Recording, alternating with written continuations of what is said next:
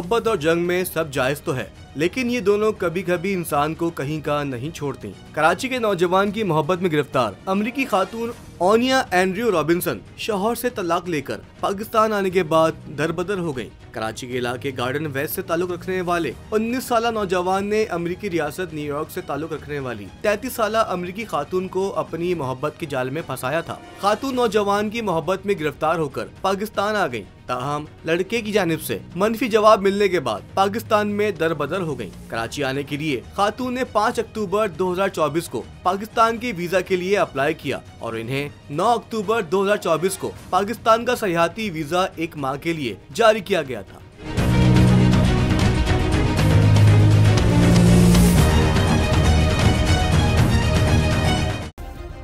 Subscribe करें और bell दबाएं ताकि कोई खबर रह न जाए।